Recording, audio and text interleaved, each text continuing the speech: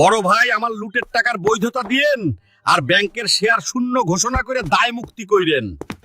বর্তমানে দেশের যে অস্থির পরিস্থিতি তৈরি করা হচ্ছে তা কোনোভাবেই স্বতঃস্ফূর্ত নয়। গভর্নর সহ একটি মুষ্টিমেয় মুখোশধারী তথাকথিত সুশীল গোষ্ঠী পরিকল্পিতভাবে দেশকে অরাজকতার দিকে ঠেলে দিচ্ছে। এদের কার্যকলাপ পর্যবেক্ষণ করলে স্পষ্ট বোঝা যায় সংস্কারের নামে তারা আসলে দেশকে গৃহযুদ্ধের মানসিকতায় নিয়ে যাওয়ার অপচেষ্টা চালাচ্ছে।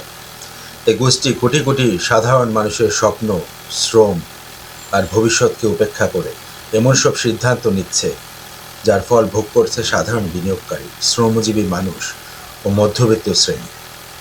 হঠাৎ করে মার্জিন সংক্রান্ত কালো আইন, কোনো পূর্ব সতর্কতা বা বাস্তবতা বিশ্লেষণ ছাড়াই কোম্পানিকে জেট ও আর ক্যাটাগরিতে পাঠিয়ে দেওয়া, এসব সিদ্ধান্ত সরাসরি সাধারণ মানুষের বিনিয়োগ ধ্বংস করেছে।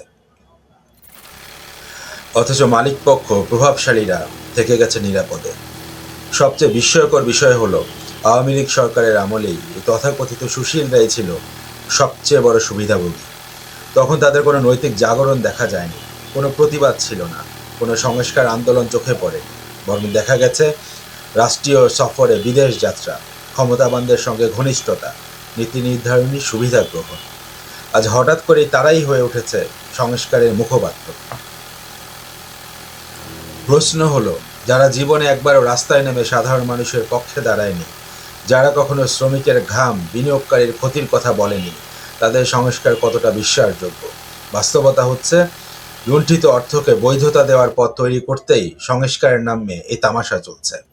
দায় এড়ানো, অতীতের অনিয়ম ঢেকে ফেলা এবং নিজেদের অবস্থা নিরাপদ করাই এদের মূল লক্ষ্য, দেশ বা জনগণ নয়।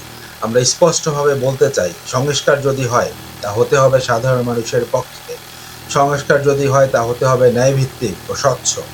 আর সংস্কারের নামে অরাজকতা, বিনিয়োগ ধ্বংস ও সামাজিক বিভাজন, এগুলো কোনোভাবেই গ্রহণযোগ্য নয়। আগামীতে যে সরকারই আসুক না কেন, আমাদের দৃঢ় অনুরোধ থাকবে, সংস্কারের নামে পরিকল্পিত বিশৃঙ্খলা বন্ধ করুন।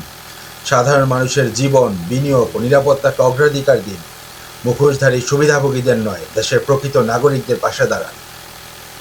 কারণ দেশ কোনো পরীক্ষাগার নয়, আর জনগণ কোনো তামাশার উপকরণ নয়।